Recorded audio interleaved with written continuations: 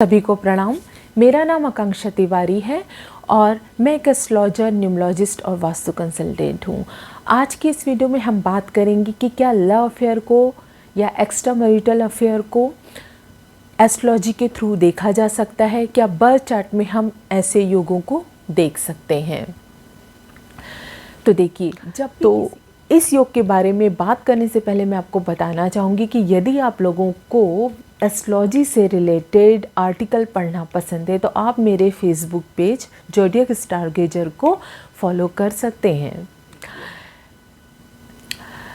जब भी हमें इस टाइप के कुछ योग देखने हैं तो हमें देश, काल, पात्र को तो ध्यान रखना ही है, जो कि हम रखते ही हैं किसी भी इवेंट के लिए। बट स्पेशली यहाँ पर आपको कल्चर को भी ध्यान रखना है। कल्चर मीन्स इंडिया है या फॉरेन है, गांव तो नहीं है, सिटी है, वो चीज़ भी आपको ध्यान रखनी है। उसके बाद टेक्निकल पॉइंट में आते हैं। आपको हाउसेस कौन कौन से देखने हैं, आपको किन हाउसेस का एनालिसिस करना है। फिफ्थ हाउस का। फिफ्थ हाउस क्यों? जैसे कि आप जानती हैं कि वो हमारी इंटेलिजेंसी का हाउस है, हमारा प्रारब्ध है। तो फिफ्थ हाउस को हमको अच्छे से जो है वो स्टडी करना है। और फिर हमको 3, 7 और 11 जो कि काम त्रिकोण होता है, उसको भी हमको अच्छे से स्टडी करना है, उसको अच्छे से हमको देखना है। तो 5, 3, 7, 11 हाउसेस। अब प्लैनेट्स की बात करते हैं। प्लैनेट जो हम देखेंगे वो हम देखेंगे Venus, Rahu, mercury, moon and sometimes Mars. ये जो राहु होता है वो मेजर एक कारण बनता है जो कि अनकन्वेंशनल काम हमसे करवाता है। हम सोशल नॉर्म्स को ब्रेक करते हैं। तो जो इंटरकास्ट मैरिजेस होती है या जो मैरिज के बाद जो अफेयर्स होते हैं, उनमें सबसे बड़ा जो मेजर है प्लैनेट है वो राहु ही है उन सब का रीज़न। तो राहु को बहुत अच्छे से देखना है, क्योंकि राहु इल्यूज़न है, फॉग है। जब राहु की वजह से, जैसे राहु वीनस या राहु के मून के पीरियड में जब हम किसी के साथ रिलेशनशिप में होते हैं तो एक्चुअली हम वो नहीं देख पाते जो बाकी लोग देख पाते हैं, क्योंकि राहु एक अलग ही इल्यूज़न और फॉग हमारे ब्रेन में लाकर रखता है उस दौरान। तो राहु एक्चुअली मेजर प्लैनेट है, इसको बहुत अच्छे से देखना ज़रूरी है। दूसरा, हमें वीनस को ध्यान देना है, क्योंकि देखिए वीनस जो है वो नेचुरल कारक है लव का और रोमांस का। हमको मरकरी को देखना है, क्योंकि वो हमारी इंटेलिजेंस है, और जब ये ओवर एक्टिव हो जाती है तो भी कई बार ये अफेयर की तरफ लेकर जाती। मून को देखना है, क्योंकि वो हमारा इमोशंस हैं। तो जब इमोशंस, एक तो बहुत ही ज़्यादा कुछ लोग जब इमोशनल बहुत ज़्यादा होते हैं या डिप्रेशन या एग्जाइटी में भी होते हैं, जब मून पीड़ित होता है तब भी ये जो है वो इस टाइप के अफेयर्स की तरफ लेकर जाता है। तो आप लोग क्या समझे, 3, 5, 7, 11 हाउसेस को हमको स्टडी करना है, और वीनस, मरकरी, राहु, मून और मार्स को भी देखना है। मार्स को क्यों बोला मैंने, देखिए मार्स जो है वो डिज़ायर है एक्चुअली, तो उसका भी हमको कनेक्शन देखना कई बार बहुत ज़रूरी हो जाता है। तो ये एक बेसिक वो हो गया। अब देखिए, हम कुछ इंटरेस्टिंग योग की बात करेंगे जो कि बर्थ चार्ट में अगर होते हैं तो वो नेटिव को बार बार लव अफेयर्स की तरफ लेकर जाते हैं या एक्स्ट्रा मैरिटल अफेयर के कारण बनते हैं। तो देखिए, सबसे पहला योग हम देखेंगे फिफ्थ हाउस से। यदि फिफ्थ हाउस अफ्लिक्टेड है और फिफ्थ हाउस में राहु, केतु, सैटर्न या मार्स में से कोई भी प्लैनेट बैठे हुए हैं, बहुत ध्यान से सुनिएगा, क्योंकि एक एक वर्ड जो मैलेफिक, जो अफ्लिक्टेड, जो मैं राशियाँ बताऊंगी उसको ही ध्यान पे रखना है। ये नहीं कि फिफ्थ हाउस में राहु, केतु, सैटर्न, मार्स बैठ गए तो अफेयर हो जाएगा, ऐसे नहीं करना है। बात पे ध्यान दीजिएगा। राहु, केतु, सैटर्न, मार्स अगर वहाँ पर हैं भी और अफ्लिक्टेड नहीं है तो ऐसा कुछ नहीं होगा। इसलिए बहुत ध्यान से जो मैं आपको रूल्स बताऊँगी वो ध्यान से सुनिएगा। चलिए देखिए, हम कहाँ थे, फिफ्थ हाउस। अगर फिफ्थ हाउस में राहु, केतु, सैटर्न, मार्स, इनमें से कोई भी प्लैनेट है और फिफ्थ हाउस अफ्लिक्टेड है, ठीक है, और उसके बाद फिफ्थ हाउस का जो मालिक है वो भी वीक है अगर बर्थ चार्ट में, तो ऐसे नेटिव बार बार लव अफेयर्स की तरफ जाते हैं। बार बार उनका जो लव है उसमें वो इन होते हैं और फिर आउट भी होते हैं। आउट इसलिए होते हैं क्योंकि 5th हाउस मैलेफिक है, अफ्लिक्टेड है, तो फिर वो ब्रेक भी होता है और वो फिर से इन भी होते हैं।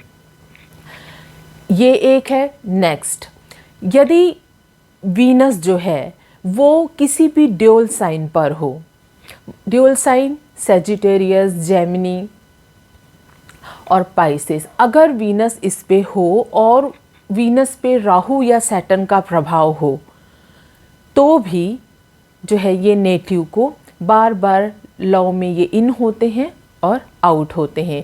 यहाँ पर भी इन आउट इसलिए होता है क्योंकि राहु सैटर्न का प्रभाव होता है, तो राहु जो होता है वो सेटिस्फाई नहीं होने देता और सैटर्न जो है वो बार बार ब्रेक करने का काम करता है।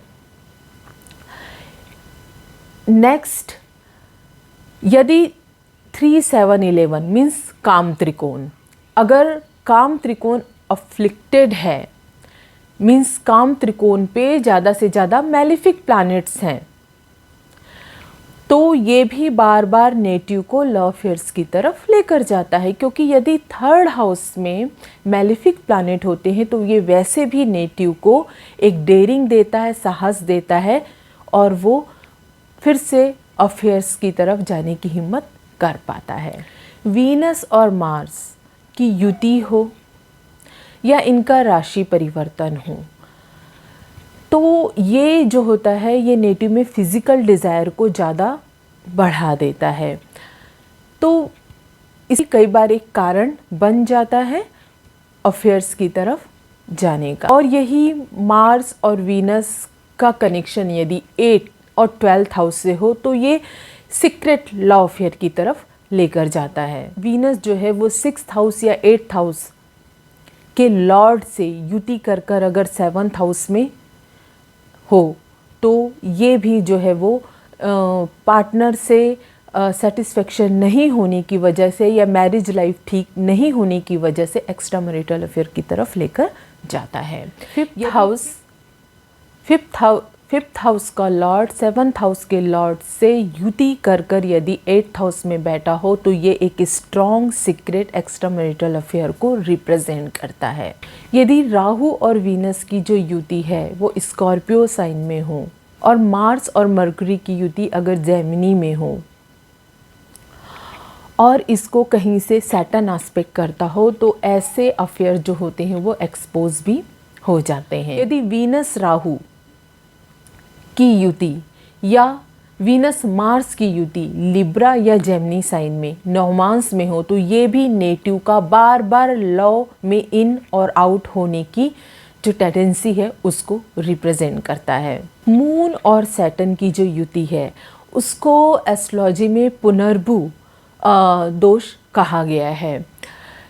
तो ये भी इस एक्चुअली मैरिज करते समय अगर मून और सैटर्न की युति आपको किसी भी चार्ट में मिलती है और मैच मेकिंग के लिए अगर आप दे रहे हो और वहाँ पे आप देखते हो कि किसी का सैटर्न और मून की युति है तो उसको प्लीज़ काफ़ी क्लोजली एनालाइज करें क्योंकि एक पुनर्भु दोष होता है और कुछ कंडीशन में ये जो दोष होता है वो नेटिव को चीट करने की जो है वो टेंडेंसी देता है मैरिड लाइफ में स्पाउस के साथ चीटिंग करने की। तो इस दोष को बहुत अच्छे से देखना ज़रूरी है मैरिज पर्सपेक्टिव से। मून राहु की यदि युति हो तो ये एक प्रकार का इमोशन में क्लाउड देती है और इस वजह से भी जो है नेटिव जो है वो अफेयर्स में जो है वो इन्वॉल्व हो जाता है। राहु अगर 7th हाउस में हो तो ये भी पार्टनर से चीट करने की टेंडेंसी देता है। वीनस और केतु की युति भी जो होती है वो अपने पार्टनर से जो है वो सेटिस्फेक्शन नहीं देती है। लेकिन इन सब ये जो सारे योग हैं तो मैंने आपको बताया कि ये जो है वो लव अफेयर्स में इन और आउट होने की टेंडेंसी देते हैं नेटिव को। लेकिन यहाँ पर अगर ये सारे योग हैं तो उसके बाद भी आपको कुछ कंडीशंस देखनी है। अगर वो बनती है तो ये सारे योग जो है वो कैंसिल हो जाते हैं। वो क्या है, सबसे पहले आपको ये देखना है कि नेटिव का जुपिटर कैसा है। किसी का भी जुपिटर जो है वो वैदिक एस्ट्रोलॉजी में हमारी विजडम है। अगर जुपिटर स्ट्रांग है और ये कोई भी योग बने हुए हैं तो काफ़ी ज़्यादा चांसेस हो जाते हैं कि ऐसा कुछ नहीं होगा, क्योंकि नेटिव में एक मैच्योरिटी और एक विजडम होती है। दूसरी बात, नाड़ी एस्ट्रोलॉजी में भी जो जुपिटर है वो जीव है, तो अगर जीव स्ट्रांग है कुंडली का तो नेटिव को पता होता है वो क्या कर रहा है, वो गलत कर रहा है, और उसे कहीं ना कहीं उस बात का रियलाइजेशन रहता है। योग बने हुए हैं, यदि यहाँ पर जुपिटर का आस्पेक्ट हो जाता है, बेनिफिक आस्पेक्ट होते हैं, तो भी ये जो योग है वो कैंसिल हो जाते हैं। नेक्स्ट, यदि लगन स्ट्रांग है, 9th हाउस स्ट्रांग है, लगन स्ट्रांग है और 9th हाउस स्ट्रांग है। 9th हाउस क्या होता है? 9th हाउस धर्म का होता है। तो यदि बंदा खुद स्ट्रांग है और उसका जो धर्म है वो भी स्ट्रांग है, तो भी ये जो योग होते हैं वो कैंसिल हो जाते हैं। तो आपको इन कुछ बातों का ध्यान रखना है। उसके बाद अगर ये सारे योग बनते हैं तो ये कब होगा, क्योंकि ऑल द टाइम तो नहीं होगा, तो ये कब होगा एग्जैक्टली हम इसको भी ट्रांजिट में पिन पॉइंट जो है वो कर सकते हैं। तो मैं नेक्स्ट वीडियो में बताऊंगी कि आप इसको कैसे ट्रांजिट में नैरो डाउन इसकी विंडो को कर सकते हो। मेरे साथ जुड़े रहने के लिए और ये वीडियो देखने के लिए आपको प्रेमपूर्वक धन्यवाद। जय श्री राम।